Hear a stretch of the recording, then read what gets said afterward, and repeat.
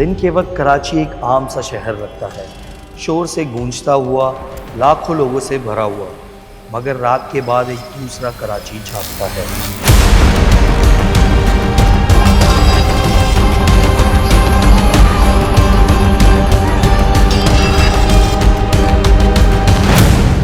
ऐसा कराची जिसके कुछ दरवाजे कभी मुकम्मल तौर पर बंद नहीं होते। 2 करोड़ से ज़्यादा आबादी वाला ये शहर, यहाँ हर रोज़ हज़ारों लोग आते हैं और हज़ारों लोग गायब हो जाते हैं। इसी भीड़ में अंडरग्राउंड इकोनॉमीज जन्म लेती हैं, जिसे कहते हैं गेस्ट हाउस की रंगीनियाँ।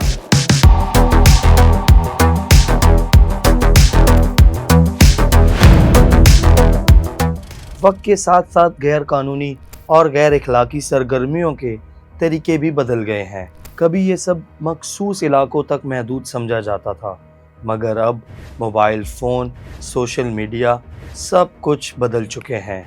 ये नेटवर्क्स ऑनलाइन ऑपरेट करते हैं, फेक आइडेंटिटीज़, टेम्पररी लोकेशंस और कैश ट्रांजैक्शन के ज़रिए। आम लोगों को तो बिल्कुल हम उनको एंटर करने नहीं देते हैं, समझा। उसको तो बिल्कुल एंटर नहीं करने देते हैं। जिन जिन लोगों का हमारे पास कस्टमर का जो है ना कांटेक्ट होते हैं, व्हाट्सएप पे कांटेक्ट करते हैं कि ऐसी लड़की होते हैं जो महीने के लिए भी रहने आते हैं, तो हम उन लोगों को राज देती हैं, लेकिन आम लोगों को हम नहीं छोड़ते। हमारे पास जो है ना वो कस्टमर आते हैं जिन लोगों का हमारे पास नंबर सेव होते हैं, पुराने कस्टमर होते हैं, उन लोगों को हम जो है ना एंटर फ्राहम कर देते हैं, जगह ये वो। गेस्ट हाउसेस किसी ज़माने में दूसरे शहरों से आए हुए मेहमानों की खिदमत के लिए बनाए जाते थे, ताकि मुसाफिर सुकून से जितने दिन रहना चाहें वो रह सकें।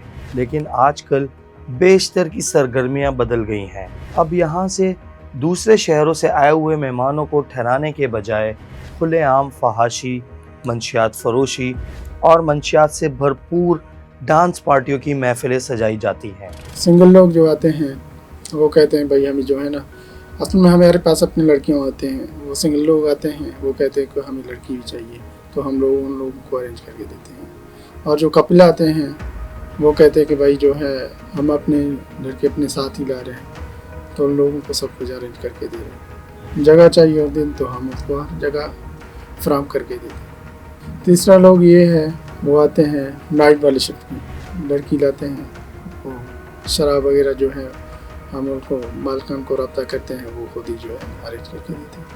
कुछ लोग ऐसे भी होते हैं जो अपने साथ अपनी लड़कियां लाते हैं, उन लोगों को शराब वगैरह सब कुछ लाते हैं, सिर्फ ये कहते हैं कि भाई हम इस जगह फ्राहम करते हैं। डांस पार्टी का ऐसे फराज भाई जो है ना आते हैं, गाने शाने चलते हैं, बहुत रंगीन चलती है, डांसिंग चल रही है, लड़कियाँ नाचते हैं, लड़के नाचते हैं, शराब पीते हैं। कैसे ऐसे लोग, ऐसे भी लोग होते हैं नौजवान नस्ल, मतलब कि जो है ना वो गिर भी जाते हैं, नशा ज़्यादा करते हैं, वो गिर भी जाते हैं, तो गार्ड उठा के अपनी उस गाड़ी में बैठा देते हैं। कराची में सबसे ज़्यादा मकरू धंधा पोश इलाकों में होता है, जिनमें गुलिस्तान जौहर, डिफेंस, क्लिफ्टन, गिजरी, बोर्ड बेसन और गुलशन इकबाल जैसे इलाके सरफहरस्त हैं।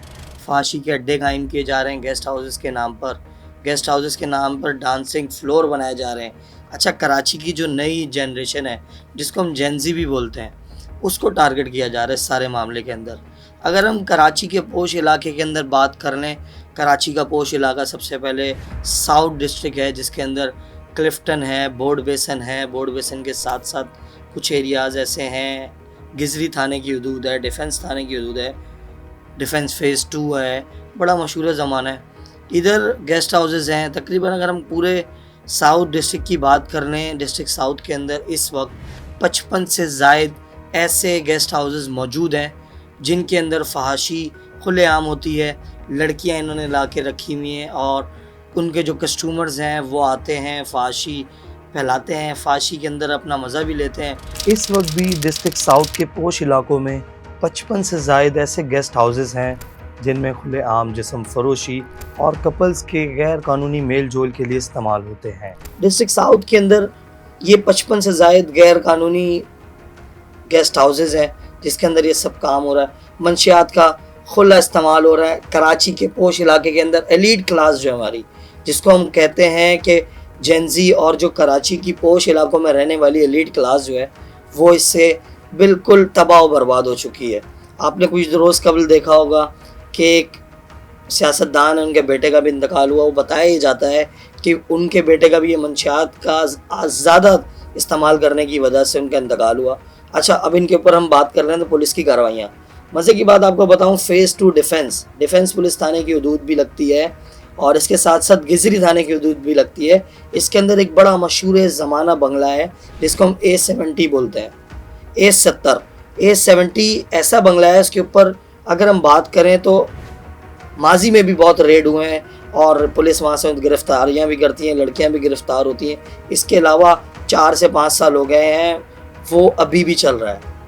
पुलिस की जानिब से भी रेड किए जाते हैं, पुलिस के अलावा मीडिया भी रेड करती है। मीडिया ने गुज़िश्ता कुछ रोज़ कबल हमने देखा कि वहाँ कार्रवाई, वहाँ जाके रेड किया, लेकिन क्या फ़ायदा हुआ। आज भी जाएँ आप, वो गेस्ट हाउस है वैसे ही चल रहा है, वहाँ फहाशी खुलेआम चल रही है, आपकी सेटिंग होनी चाहिए। अच्छा, ये जो A70 बताया जाता है, इस बंगले के ऊपर बेशतर दर्जनों हम कह सकते हैं FIR भी की हैं। डिफेंस थाने की हदूद में भी FIR हुई हुई हैं और FIR इसके अलावा गिजरी थाने में भी हुई हैं, लेकिन ये काम बंद नहीं होता। ये मालिकान इतने पावरफुल हैं, इनका आप कुछ नहीं बिगाड़ सकते। ये बात SSP साउथ को भी पता है और DIG साउथ को भी पता है। आजकल तो नया ट्रेंड मुतारिफ करवाया गया है।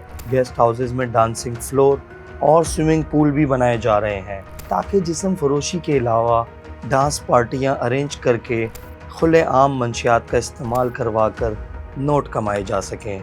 कराची में दिन ब दिन ऐसे गेस्ट हाउसेज की तादाद में मुसलसल इजाफा हो रहा है, इसमें डांसिंग हॉल और स्विमिंग पूल की सहूलत भी मौजूद है। अब स्विमिंग पूल्स भी बनाए जा रहे हैं, स्विमिंग पूल्स, डांसिंग हॉल के साथ साथ स्विमिंग पूल्स भी बनाए जा रहे हैं। अच्छा, उनकी भी दिन ब दिन तादाद बढ़ती जा रही है, डिमांड कह लें वो भी बढ़ती जा रही है, क्योंकि जो डांस पार्टीज़ रखते हैं उनको अब ये चाहिए है कि डांस पार्टी के साथ साथ उनको एंजॉयमेंट के लिए मंशियात का इस्तेमाल करना है, नशे का इस्तेमाल करना है, शराबें पीनी है। उसके बाद उनको एक स्विमिंग पूल भी चाहिए जिसके अंदर वो खुल कर अयाशी भी कर सकें और अपने आप को एक सुकून दे सकें। तो इसलिए अब ये जो ग्रो है, इसने नया काम शुरू किया। नया काम ये शुरू किया है कि ज़्यादातर जो अब नए गेस्ट हाउसेस बनाए जा रहे हैं उनमें स्विमिंग पूल्स भी बनाए जा रहे हैं। अच्छा, मैं आपको इनकी तादाद भी बताता हूँ। तकरीबन डिफेंस थाने की हदूद में 3 से 4 ऐसे गेस्ट हाउसेस हैं जिनके अंदर डांस फ्लोर के साथ साथ स्विमिंग पूल भी है। इसके अलावा क्लिफ्टन में भी हैं, साहिल में भी हैं, बोर्ड बेसन में भी हैं। अच्छा, इनकी दिन ब दिन तादाद बढ़ती जा रही है और तादाद बढ़ने की वजह ये है कि आपकी जो जेनजी है या जो इन प्राइवेट पार्टीज़ के अंदर जो पार्टिसिपेट करते लोग हैं, उनकी डिमांड है कि हमें ऐसी जगह चाहिए जहां हम पार्टी के साथ स्विमिंग पूल में भी इंजॉय कर सकें। पुलिस को भी इस घिनौने कारोबार का हफ्तावार पैसा भिजवाया जाता है जिसकी तादाद लाखों में होती है। इसी वजह से कराची के पोश थानों में भारी रिश्वतें देकर SHOs तैनात होते हैं। पुलिस के सब इल्म में होता है, जिस एरिए के थाने की हदूद के अंदर ये काम हो रहा होता है कि वहाँ के जो इनके पर्सनल बीटर होते हैं ये उनके थ्रू पहले ही पैगाम पहुँचा के जो पुलिस का जो हिस्सा होता है वो थाने के SHO को या एडमोनर को पहले ही पहुँचा देते हैं कि भाई आज रात हमने यहाँ पार्टी अरेंज की है, तो यहाँ अगर कोई कंप्लेन अच्छा ऐसा भी होता है आस पड़ोस के अंदर अगर साउंड की आवाज़ बाहर जाती है तो 15 कर देते हैं। 15 करके वो शिकायत लगाते हैं कि भाई हमारे आस पड़ोस के बंगले के अंदर ये काम हो रहा है तो इसको बंद करवाएं। अच्छा, ये जो अरेंज करते हैं पार्टियाँ, इनकी इतनी अच्छी सेटिंग होती है, ये अपने प्राइवेट बीटर भी रखते हैं, इनके खुद भी पुलिस वालों से राब्ते होते हैं। ये पहले से ही हफ्तावार पैसे जो होते हैं वो तो अलग अलग भिजवाते ही हैं।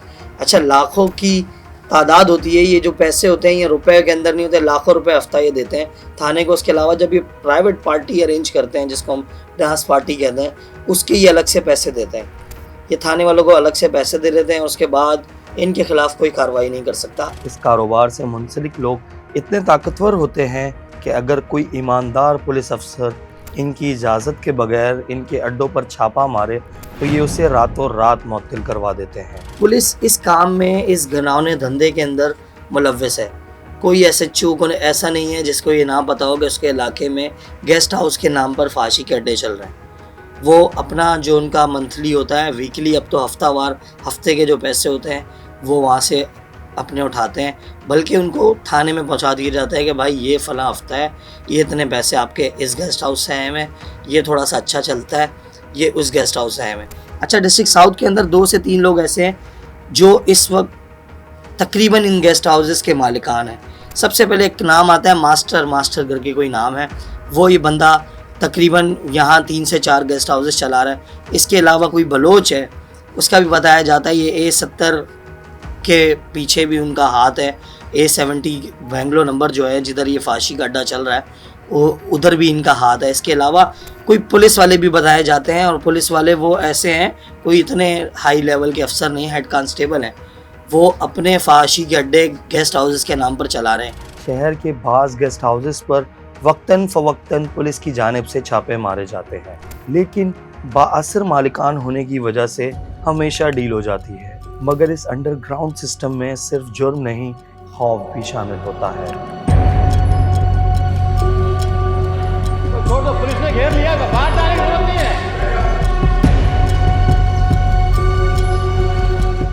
इनका मसला ये है कि ये बड़े पावरफुल लोग हैं। अच्छा, बहुत से फांसी के अड्डे या गेस्ट हाउसेस ऐसे हैं जिनके मालिकान इतने मजबूत हैं कि पुलिस वहाँ जाने का सोच भी नहीं सकती। अगर पुलिस वहाँ चली गई और पुलिस ने वहाँ छापा हुआ मार दिया, तो इनके इतने बड़े लोगों से या ऊपर ये ताल्लुकात हैं कि ये उस पुलिस एहलकार को सस्पेंड भी करवा देते हैं, यहाँ तक कि नौकरी से बरतरफ भी करवा देते हैं। तो पुलिस भी मजबूर है। मजबूर के साथ साथ हमने देखा है पुलिस वहाँ से अपना हफ्ता भी लेती है, पैसे भी लेती है। यही वजह है जो डिस्ट्रिक्ट साउथ के जो थाने हैं, इनके अंदर जो SHOs तैनात होते हैं, वो भारी टेंडर या रिश्वत देकर आते हैं, क्योंकि उनको पता है कि यहाँ लाखों रुपए फांसी के अड्डों से, गेस्ट हाउसेस से हमें मिल जाते हैं, तो हमारे जो रिश्वत के तौर पर दिए हुए पैसे वो हफ्तों या महीनों के अंदर पूरे हो जाते हैं। कराची की कुछ रातें ऐसी रंगीन भी होती हैं जहां लोग अपने नाम बदल लेते हैं, फिर वो डांस पार्टीज़ में नशे में धुत होकर अपनी ज़िंदगी को मंशियात के धुएं में उड़ा देते हैं। शराब की ऐसी है सर, जब जाते हैं वो मांग लेते हैं, तो जो कह रहे हैं कि तो शराब में चाहिए, तो हम उन लोगों को अरेंज करके देते हैं। मालकान से रब्ते होते हैं उन लोगों, जब उन लोगों को कुछ चीज़ चाहिए, आइस चाहिए, शराब चाहिए, तो वो मालकान से बात कर देते हैं, तो भाई हम लोगों को ऐसे तो वो हमें बता देते हैं, तो भाई हम देते हैं अरेंज करके। कभी कभी ऐसे भी होता है भाई जो है मतलब पे ऐसे इतना नशा कर देते हैं कि वो बेहोश हो जाते हैं बिल्कुल। कभी कभी तो वह अपनी लड़कियां जो साथ में उन लोगों के साथ में होते हैं, तो वो भी छुड़ जाते हैं। कभी कभी वो बेहोश गिर के जाते हैं, लेकिन वो जो है ना हमारे मालिकान खुद ही डील कर देते हैं। इन सब चीज़ों के लिए पहले राब्ते सड़कों पर हुआ करते थे, अब ऐप्स और सोशल मीडिया पर मुख्तलिफ इश्तिहारात के ज़रिए होते हैं। सब कुछ स्मार्टफोन में मुंतकिल हो चुका है। वक्तन फ़वक्तन पुलिस रेड्स भी होती हैं, गिरफ्तारियां भी होती हैं, मगर सवाल ये बाकी रहता है, क्या ये नेटवर्क्स वाकई कभी ख़त्म हो पाएंगे? ऐसा भी नहीं है कि पुलिस छापा नहीं मारती, तो पुलिस छापा भी मारता है। पुलिस हमसे मिली भी होती है, लेकिन हमसे वो रास्ते में होती है। कभी उन लोगों के जो पड़ोसी वाले होते हैं, जो लोग होते हैं, कंप्लेंट जाती है, तो फिर हमें जो है ना वो जल्द से जल्द जो है ना कंफर्म कर देते हैं, भाई हम लोग आ रहे हैं, आप लोगों के पास जो है छापा मार। तो फिर हम अपने कस्टमर जो होते हैं उन लोगों को भी जो है भगा देते हैं, और हम भी अपना जो है कुछ साइड हो जाते हैं। SHOs आते हैं, बड़े अफसरान आते हैं, वो डिमांड करते हैं हमसे कि भाई लड़की चाहिए, ये लड़की चाहिए, पैसे चाहिए, तो जाहिर सी बात है हम तो उन लोगों के हाथ में है, तो हमें तो अरेंज करना पड़ता है, उन लोगों को करके देते हैं हम लोग। अगर हम मना कर देते हैं तो कारोबार ही नहीं होगी ना हमारे, तो जाहिर सी बात है उन लोगों से हम तो मिले हुए हैं ना, ऐसे कैसे हो सकता है। नया कराची फिजिकल स्ट्रीट से ज़्यादा डिजिटल हो चुका है। अब डील्स हमेशा सड़कों पर नहीं होती, कई बार सिर्फ एक मैसेज काफ़ी होता है, फिर नौजवान की जिंदगियां तबाह हो जाती हैं।